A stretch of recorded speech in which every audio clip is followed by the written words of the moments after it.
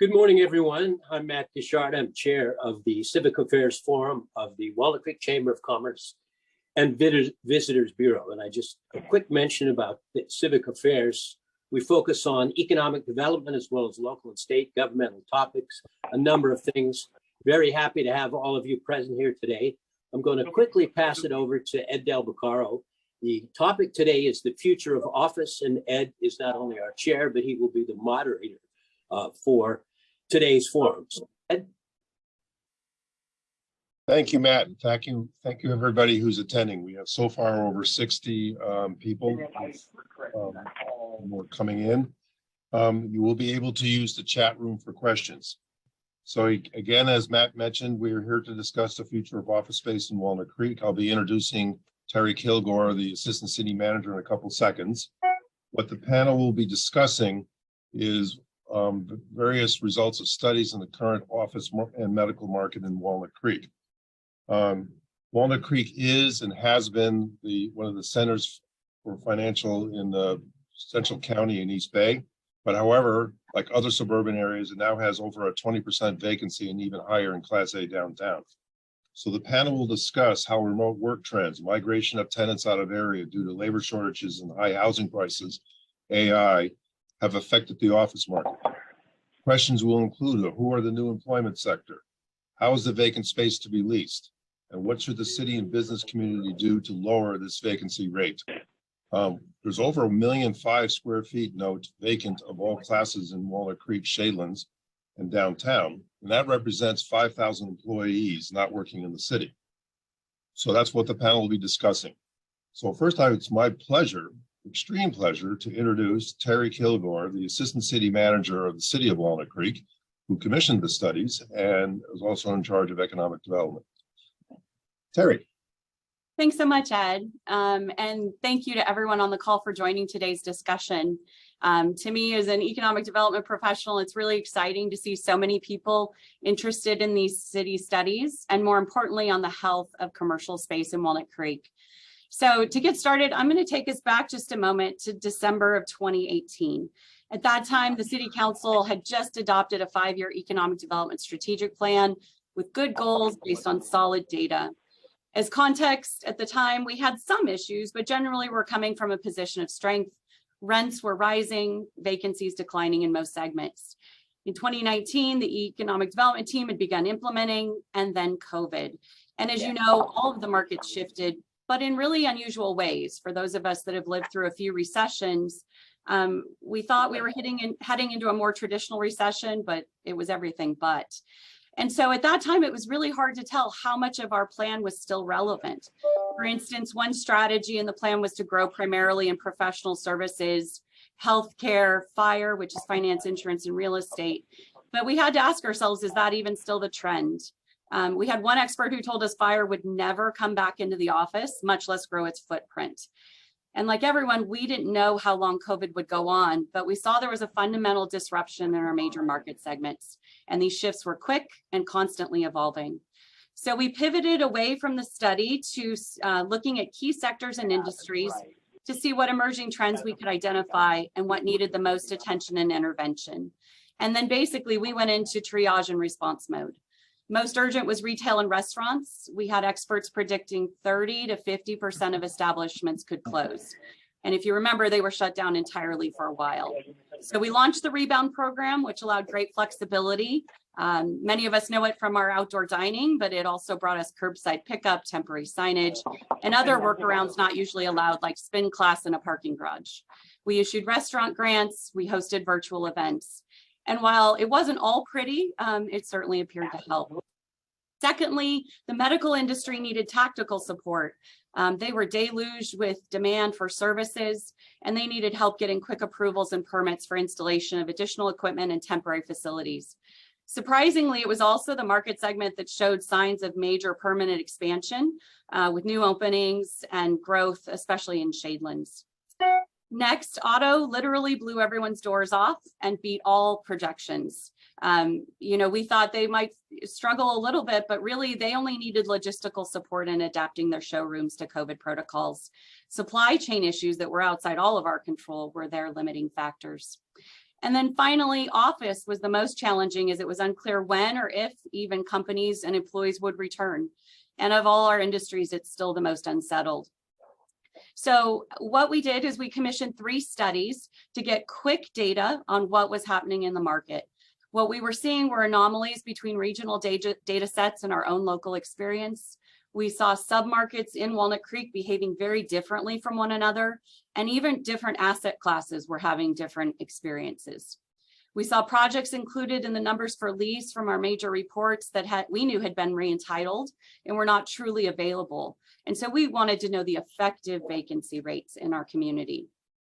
We built a strong inventory of the types of spaces in our market, and we were dealing with lots of inquiries about shouldn't all office be considered for conversion to residential because RHNA. And I'm happy to report to you that the city of Walnut Creek actually exceeds our RHNA requirements in spaces that we already have zoned, and we've submitted our plan on time to the state. So many kudos to our current and prior councils for being visionary and thinking about how to house our future workforce. And then finally, we wanted data sets that we could replicate and publish quarterly. So the 3 studies we commissioned, the first was retail. We broke it into 3 phases, with the first phase being downtown, knowing that our downtown is a regional draw and a business hub. The good news out of that first phase is that our retail is very strong and is set up for long-term success. There's some mild tweaks we'll need to accomplish, but we'll talk about that more in a moment. Medical office, we commissioned this study because we knew we had 2 key cancer centers opening in 2022 and 2024. And from experience in other communities, we knew that that would likely spin off some demand for additional office space.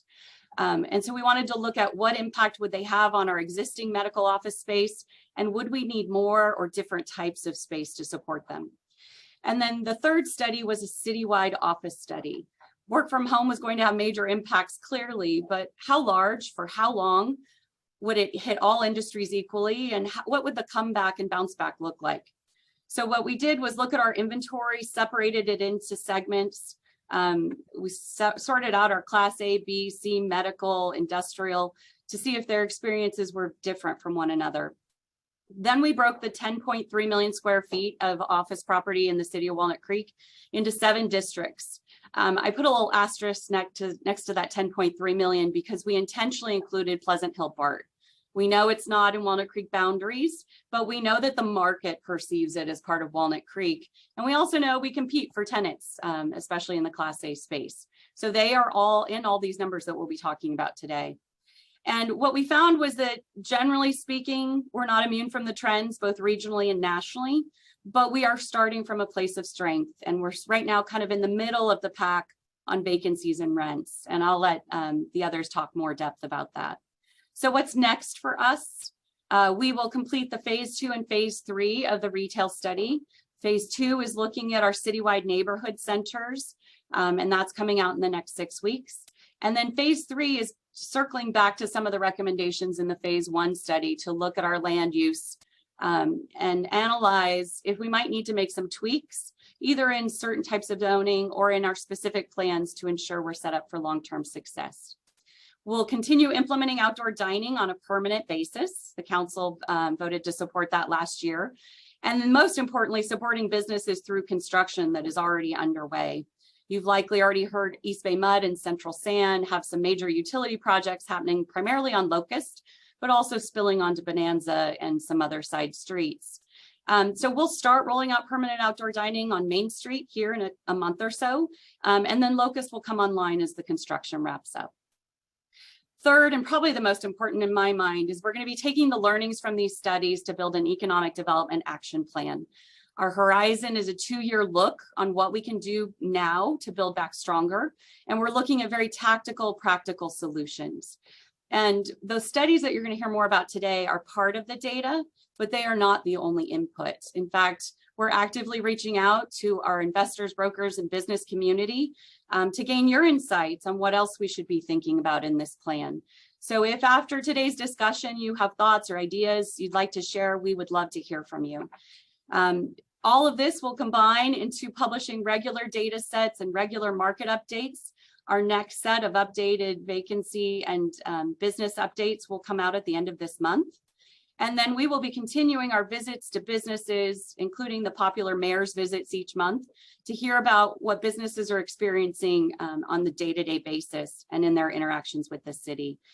And as always, we continue to support our companies throughout the city's processes. So if you or your client want to explore an idea or ever get stuck in a spot, please do call us and we're here to help. So again, I'm really glad to see many people interested in the Walnut Creek office market. And most importantly, that these studies are being used to generate discussion and not just sitting on a shelf. And that was our real intent, was to spark dialogue, get the brilliant minds in our community talking about what's next, and also looking at the long-term horizon so that we make long-term smart strategic decisions. I'd like to quickly recognize our team who participated and really drove these studies to completion, and who also bring a wealth of experience from major economic development programs in Los Angeles and Silicon Valley. So on the call with me today are Colette Hanna, Angela Sway, and Cassava Washington. You can find all the studies and sign up for emails and our data sets on walnutcreekconnected.com. And like you all, I look forward to hearing today's panelists, and thank you for joining us. Ed, I'll turn it back to you. Thank you, Terry. Very good. So one of the key sentences, and Terry will be available for part of the questions too.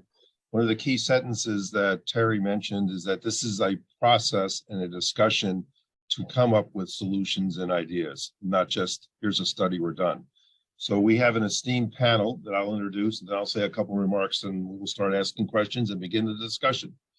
So it's my pleasure to introduce Breck Lutz, Vice Chairman of Newmark Knight Frank, a major commercial brokerage company, and also he is the leasing agent for many of the downtown Class A buildings. The second person I want to introduce is Alexander Quinn, who leads the JLL California Research Team and was one of the authors of the city medical study. And then I also want to introduce Brandon Farrell, EVP and COO of Paul Equities Group, a major commercial retail and office building owner in Walnut Creek and the area. So I just have a couple comments, then we'll move on to the panel with questions. So TRI, myself and Justin Flom were the authors of the office study. And again, as Terry mentioned, we inventoried various areas in the city, differentiating building types, age of buildings, and so that there was a baseline to consider going into the future. One of the questions and themes that we'll be talking about is, are some of our B and C buildings obsolescent? What has to be done to upgrade them? What is the state of zoning in some of the areas? How do we encourage leasing? Who are the new employers and in this office market?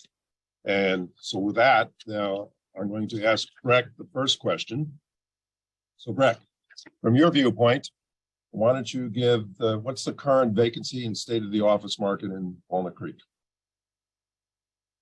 Okay, thanks, Ed. So the three markets that Terry mentioned that I really work in that relate to Walnut Creek are Pleasant Hill BART, Walnut Creek BART, and downtown Walnut Creek. In downtown Walnut Creek, the Class A office market, which is what I focus on, is about 1.1 million square feet. It's about 20% vacant. The Walnut Creek BART and Pleasant Hill BART markets, Walnut Creek BART is about 1.9 million square feet. Pleasant Hill BART is about 1.8 million square feet of Class A, and Pleasant Hill BART is sitting at about 34% vacant, and Walnut Creek BART is sitting at about 28% vacant. Both are, as somebody who's been through 36 years and 4 cycles, starting in the S&L crisis, and now most recently with the pandemic, we are at basically equivalent vacancies to what we saw in the worst time, which was in most of the inventory came about in our market, which was during the S&L crisis. So from an outside view, it looks pretty daunting and pretty challenging, and landlords are certainly facing challenges as a result of that, with buildings that they bought during the last 5 or 6 years that are not worth, it's for some of them, the loan value, although most of them have held up because they are fairly low leverage. So I'm not that worried about that with most of them. So it appears from the outside to be a very daunting task for us to, that we're facing right now. having said that, and we continue right now to face, as leases come up, corporate downsizes and consolidations with offices across the country. Having said that, the prognostication that people won't come back to work is overstated, as it always is. People tend to overreact in situations. And we are, especially in the types of industries that are headquartered and located in our market, we are starting to see them come back to the office. It's different in different buildings, different because of different types of tenants. But just an example, in the building that we house our firm in at 1331, 1333 North California, and at Grover Square, both in downtown, we are now at about 70, we're about 90 and 95% leased in those buildings, and we're about 70 to, depending on the day, anywhere from 65% to 85% of pre-pandemic levels as far as seats, butts in the chairs.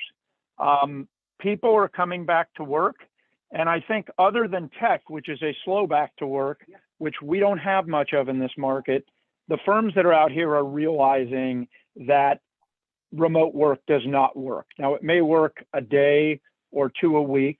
Mondays and Fridays are certainly slower, but productivity, mental health, company culture do not work with remote work. And we're seeing that and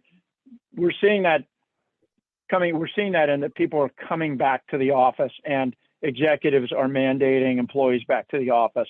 The slowdown in the employment market has certainly helped, because the options for employees for other jobs have been reduced. I think it's the one time that I think companies are looking at a slowdown in the workforce as a good thing, because it's going to give them a better chance to get people back into the office, develop the culture, et cetera.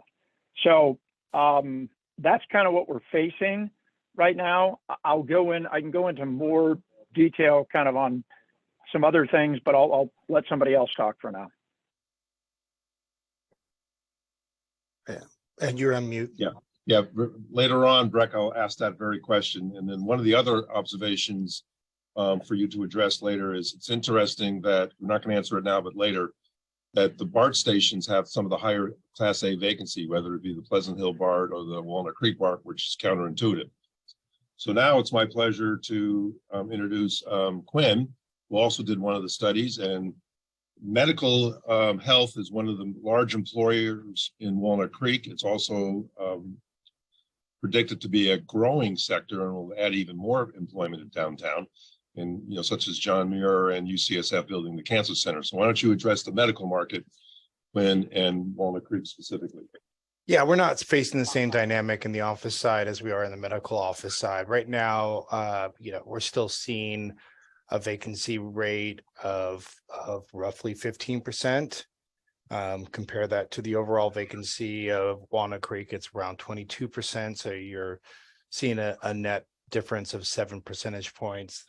And that would generally be relatively healthy. We're basically 1% below where we would consider natural vacancy for the medical office. And with the injection of both the Bass Medical Center, I think it's the Bass Cancer Center, and John Muir Health Cancer Center, those two are expected to inject demand of roughly anywhere from 150 to 200,000 square feet of additional medical office demand.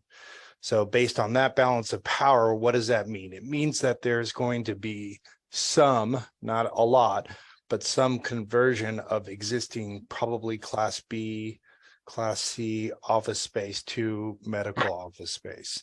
And we're already seeing a little bit of that in the Shadelands, and we'd expect that to continue. There are some caveats to our study, and the big one is what's happening right now is a lot of consolidation. Private practices are difficult. So what's happening is doctors are becoming part of larger medical groups because they don't want to, there's economies of scale associated with administrative costs. So a lot of these individual practices that would have been in these medical office buildings no longer need them. And they're becoming part of these campuses. So we don't know how much that's going to change overall demand, but based on our metrics, it's somewhere between, around 150,000 square feet, which is relatively small considering the scale. Very good. And then later on, we'll discuss temporarily, the hospital group suffered actually during the last year quite a much. So many of the major hospitals in the Bay Area, actually, some did minor layoffs, some had operating losses for the first time in years, so they postponed some of their expansion plans. But that is predicted to be a bright spot in Walnut Creek. Now we turn to Brandon Farrell, who's going to address the office commercial retail market from a landlord perspective.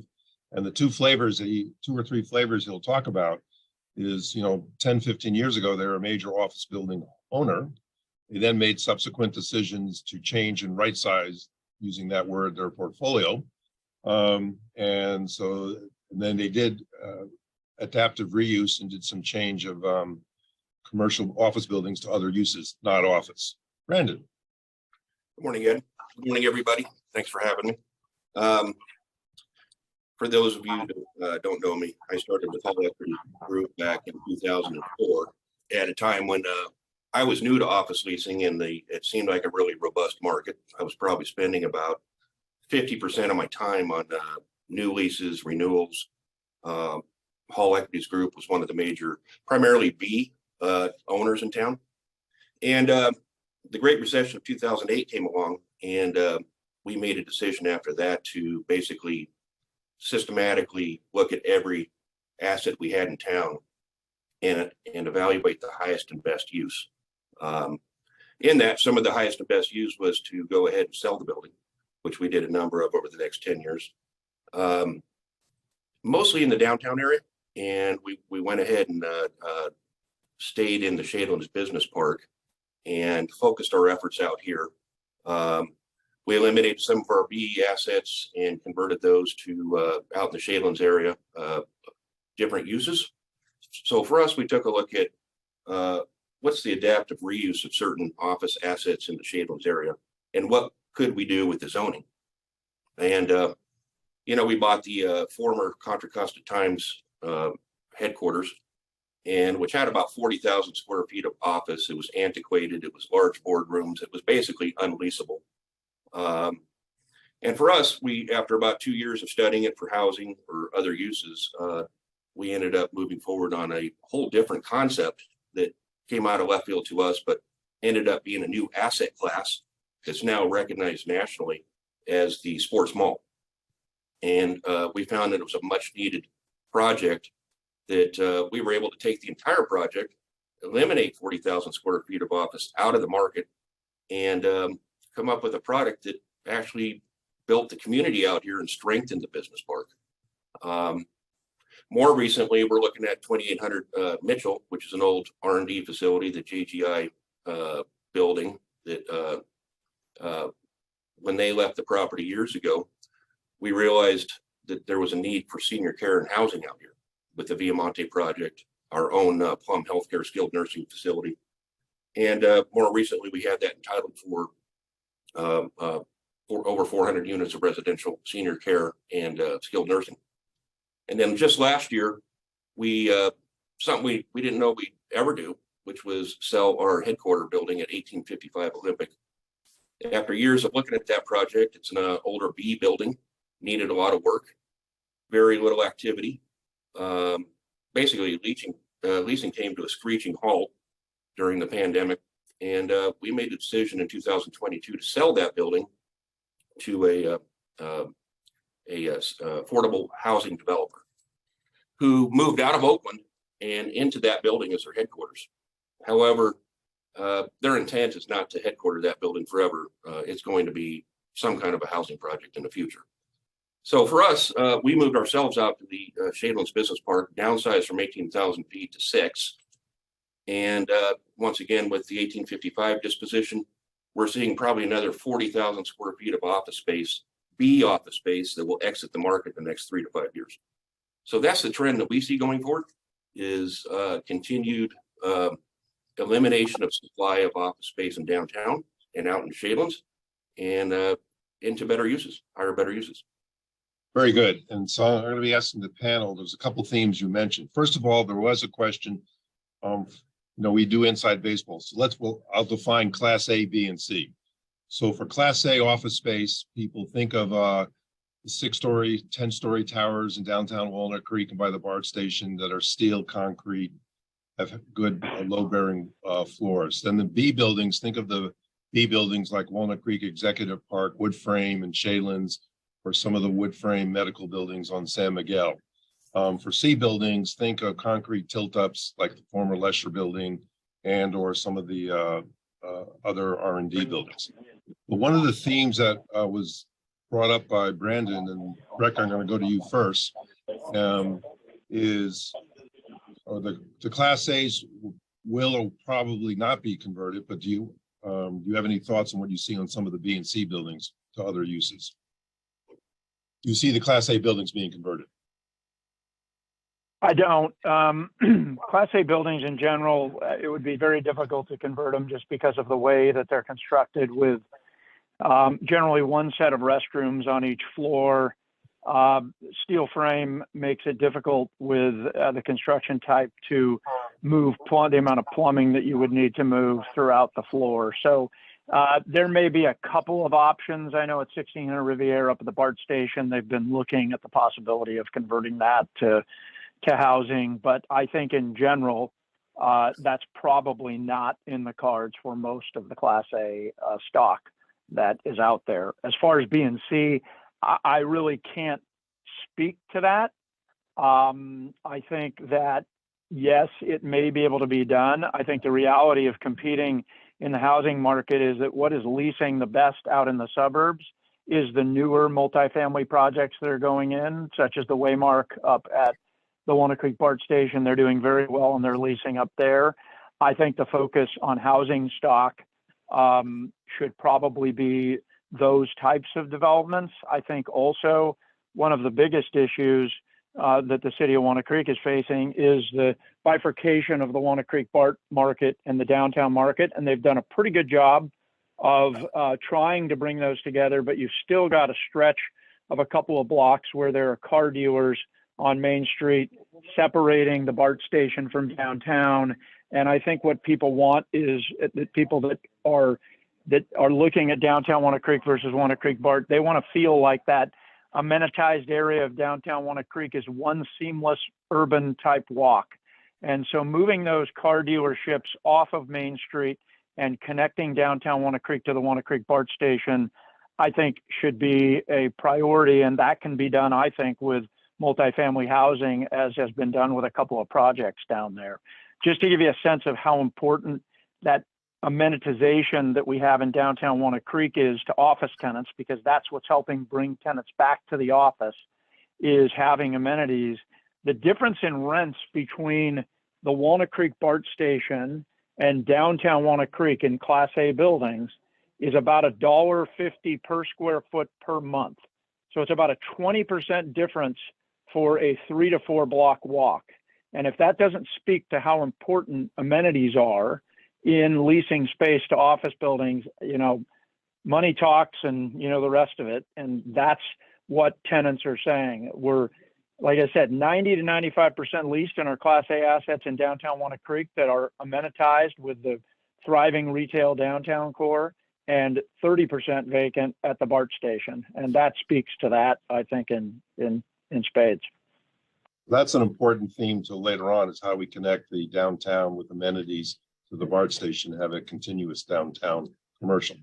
So Quinn, I'm going to be asking you, do you see most of the Class A office buildings in Walnut Creek, with a couple exceptions like Ignacio Center, are actually pre-1992?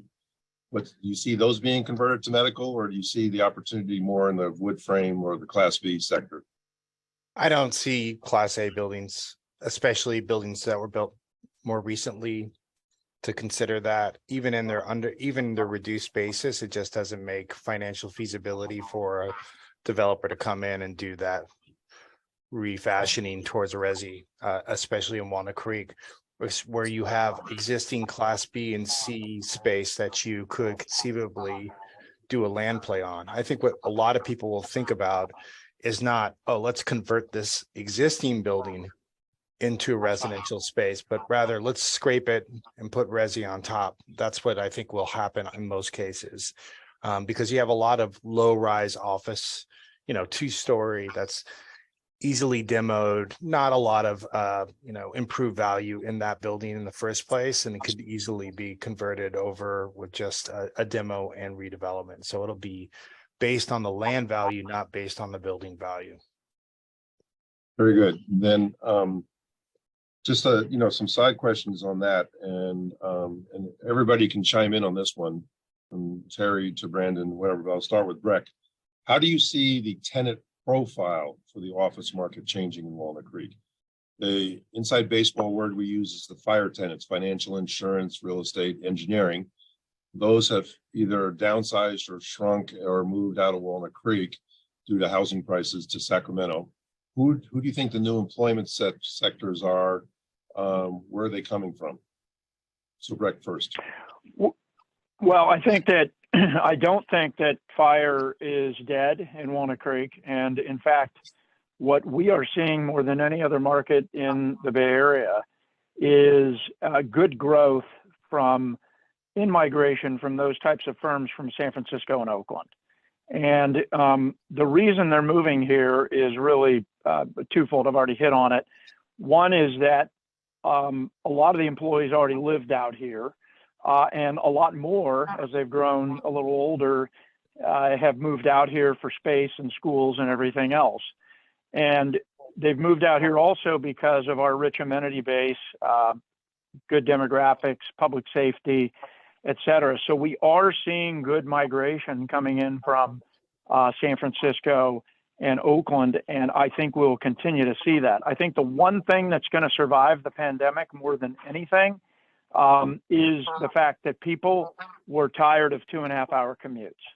And so most of the firms that are in San Francisco, their employees are saying, we want to come back to the office, but we don't want a 2.5-hour commute.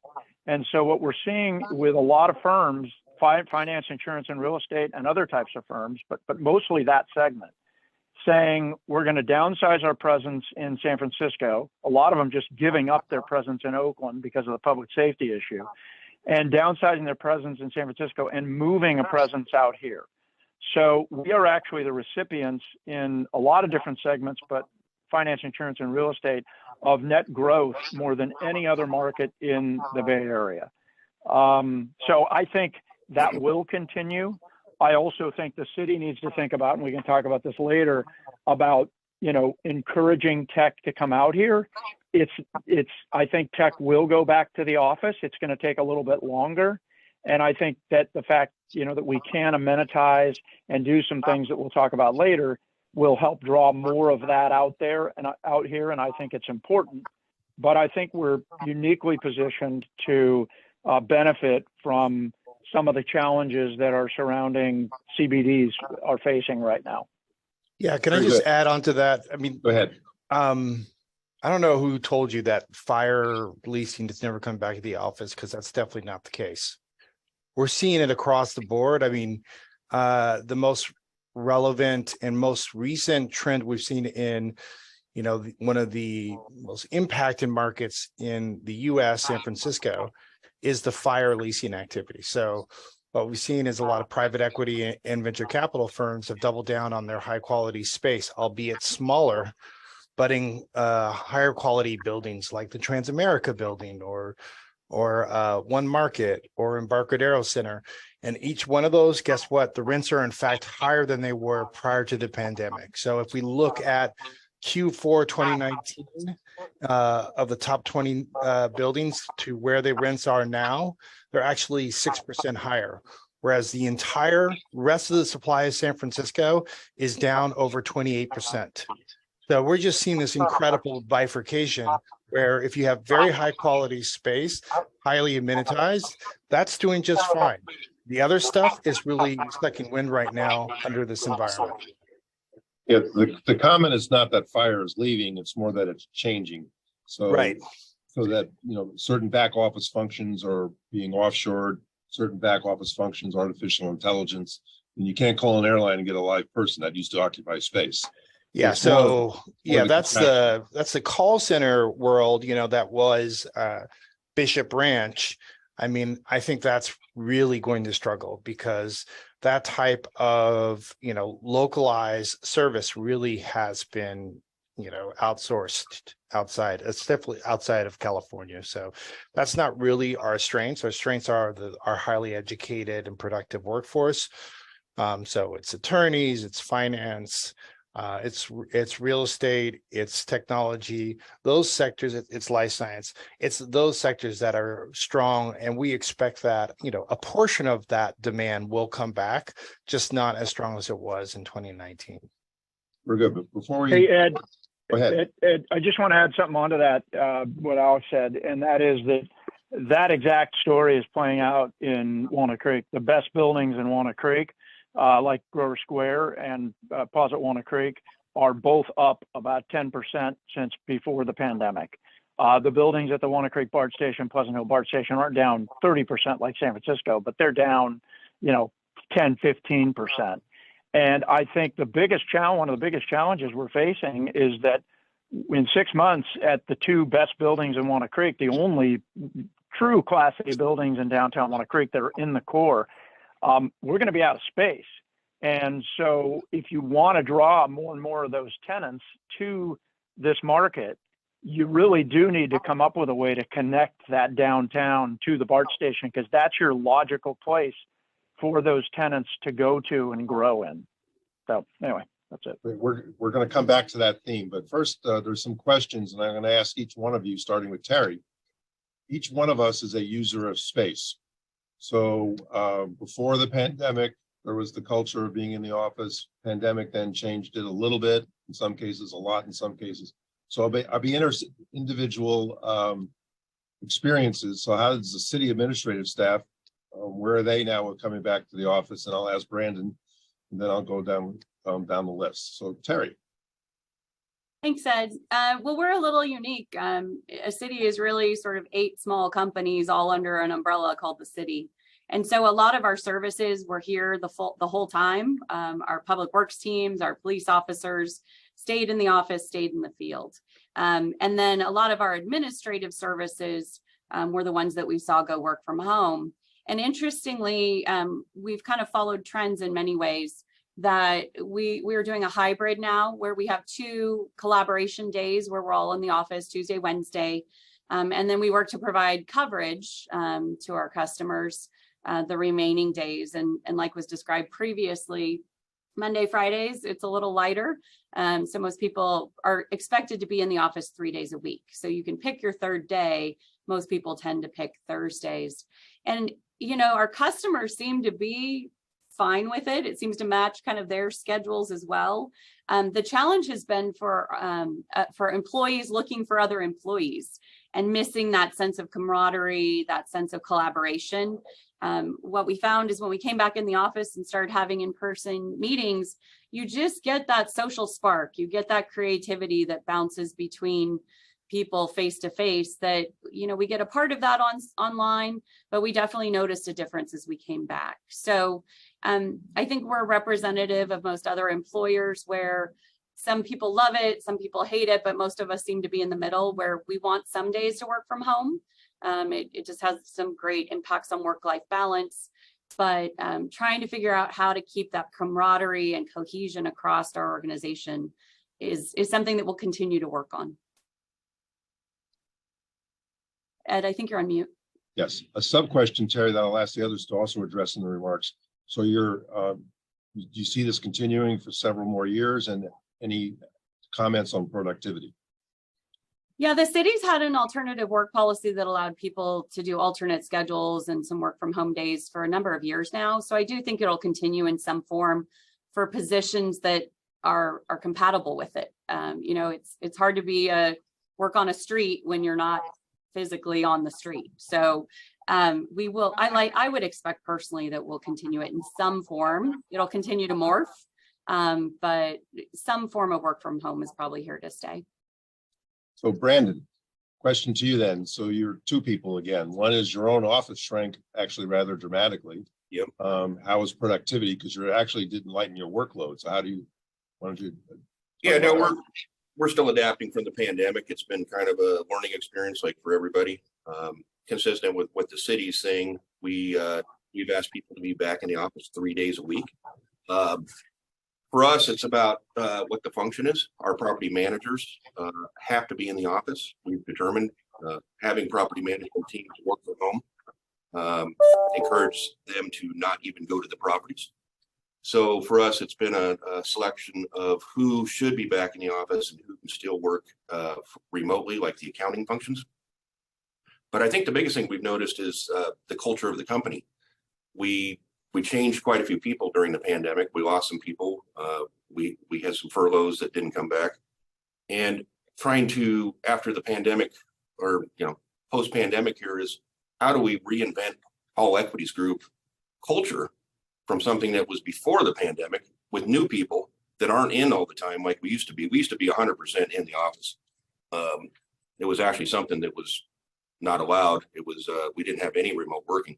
So everything for us has changed. And how do we reinvent the Hall Equities Group culture post-pandemic is the big question for us. And like today, we're having once a month, we're hosting holiday lunches. Today's Valentine's, working times lunch. So next month it's St. Patty's Day lunch. And we've put these on the calendar to encourage people to come back in and talk to each other. And we've also looked at having people buddy up, having 3 or 4 property managers work together and identify when they're going to use one private suite. And they can say, I'll do it Monday, Tuesday, Wednesday, blah, blah, blah. You do this and that, but they're working together. They're talking together. We're all in the office at times together. So we're encouraging people to collaborate and try to get this culture thing back. So that's been our biggest struggle. Very good. We're doing similar things. I call it bribing the workers with lunches and other events. Yeah. So Breck, you're a brokerage house. I see you're in the office. How is the brokerage community, in specifically Newmark, adjusting or changing, if at all? Well, I think, as I've already mentioned, I've been in this business for 36 years. I've never been in a private office. I've always been in an open cube environment. When we came over here, me and my 5 partners, and started this operation for Cornish and Carey, our goal was to create a collaborative work culture that was fun, sharing, and that's what we've always been based on. And we stayed with that through the pandemic, and we didn't have to mandate anybody coming back to the office. It's that environment that kept people coming into the office. I mean, we're a people front business, and so people are back in the office, and people have been here all the way through the pandemic. It's unique in that some of our competitors don't have that same view. They're more private office intensive. They're not collaborative. They don't share information as much. And as a result of that, we've added through the pandemic about 20% to our brokerage staff with people that want and are enticed by our environment. And so I think that more and more people are wanting that, especially young people. I have daughters that are 25 and 27. One of my daughters traveled the world for the last 2 years on a remote with a company that she was working remotely with. And I know, talking to them and all their friends, they want back in the office. They're tired of sitting and working in their pajamas in their apartments in North Beach or in Austin or whatever. They want back in. They can't learn. They don't have a mentor, and mental health is not good for them being out. So I think we're going to see a shift. It's going to take some time, and we've implemented that all the way along. I'd just like to say one thing, and that is that hopefully the next forum that you guys have here, do it in person. It's a lot more fun doing it in person where you can talk to each other. Point well taken. Matt, I'm going to eventually ask you the question as a law firm, but first, Alex, where do you see first JLL and then trends that you see else? I won't sugarcoat it. It's been tough. I mean, this has been a tough period for the office brokerage across the board. We're seeing leasing activity half of what it was in San Francisco, for example. Our market share has increased, so it's not as bad, but still it's been a tough 2 years because we depend on that ongoing lease commitment, which just hasn't been at the same level as it was in 2019. Industrial has been a lifesaver for us, and as has life science. They've also added a lot of business activity for us, and we benefited from it. But I would also just say that the return to what it was in 2019 doesn't seem to be a reality. I think that we're kind of trying to figure out what is that new normal, what is that discount level, and what it's going to look like. Like all of our, we have a lot of agency or building owners that we represent. They're all trying to figure this out. So we're on this voyage with them, try to figure out, okay, which assets are we going to have to give back to the bank? Which ones are we keeping?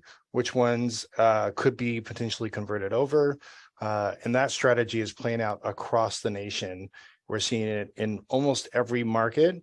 There are some very strong markets like Austin that have outperformed. But if you look at vacancy overall on a national level, it's had almost every market on a negative side. And that is despite the fact, and this is the thing that I think a lot of people don't know, it's despite the fact that office employment numbers, as in the industry of office, so all the jobs like finance and insurance, technology, those jobs are in fact higher than they were in 2019. So you wouldn't expect this. Typically, we would expect something akin to a 1999 vacancy level. Seriously, we're at a unemployment level that's below 3%, but our vacancy is over 20%. So there's an incredible decoupling of our demand indicators and the commercial real estate market. That is new. So Matt, now as a law firm by the Walnut Creek BART station, how is your firm adjusted to productivity and who shows up? Well, we have adjusted quite well because we're a fairly small firm. I was at a big firm with many offices all over. And I contacted one of my colleagues, former colleagues in the San Jose office, and they transferred me to him. He lives in Rhode Island. And we're seeing these kinds of crazy things. But I'm going to say, I went to a case management conference on Monday in Superior Court in Martinez. I was the only lawyer there, and there were 25 people on the calendar because they all were appearing on Zoom. I'm going to echo what Terry has said, what Brandon has said, and what Breck has said, and that is the lack of collaboration, the lack of mentoring is taking a huge toll on the legal business. Businesses, law firms are selling their offices. The big firm I was at no longer has a San Francisco office, but it has a number of lawyers in the San Francisco office. But the ability to walk next door and say, hey, let me run this by you, or certainly judges are complaining the younger lawyers are not getting the mentoring. So it's very important, very important. Now, my colleague in Rhode Island is a transactional lawyer. He really doesn't meet with his clients. He's a very experienced person. I can see that occasionally happening. But for the most part, lawyers and professionals need to be back in the office, talking with each other, talking with clients. And I like the idea of showing up in front of a judge in Superior Court instead of doing it by Zoom, so you can have a little engagement with the judge. Yes, how can you have a dramatic Gregory Peck moment by Zoom? You have to stare at the client. So the last question in the last few minutes is, let's assume Walnut Creek's in a relatively good position. We still have a 20% vacancy, but relatively good position. What can we go to go from an A to an A plus? What should the city do in terms of zoning or incentives, or what should the business community be doing? So I'm going to go around the table again. So Alex, what do you think to get more, several parts of downtown near the hospitals are not zone medical? What do we do to increase the incentives or create a better environment for increasing medical leasing? Yeah, I mean, medical leasing in general, I think will focus along the major medical campuses, so not necessarily in the downtown. You'll see it in John Muir Health. You'll see it at Bass Cancer Center. Kaiser is its own medical office operation, so it doesn't have the same demand quotient that those two other operators have. So we would expect them to co-locate, and that's what our data showed, is that basically they want to be within a half mile, give or take, from the hospital itself. What we see in downtown Walnut Creek is something much more focused on what Breck mentioned, which is create highly amenitized spaces. It's not, you're not working out of your living room or your studio office in your suburban house. You're getting a real vibrant environment with a lot of opportunities to meet people, to connect at lunch, all those things that are naturally available in downtown. And so build on that. And you have already this incredibly educated, high quality workforce, otherwise known as the residents of Walnut Creek, that can also have spaces in downtown Walnut Creek rather than commute painfully to San Francisco. So that is the opportunity. And I think building on that is where it really starts. So Breck, I'm going to ask you a question. You've already mentioned that, to connect the downtown along California, Broadway, et cetera. But what, in addition to that, would you recommend so that we could just get a little bit better absorb some of the space, whether it be some of the B buildings, convert auto dealerships? What do you see as what the city should be doing and or what the business community should be doing?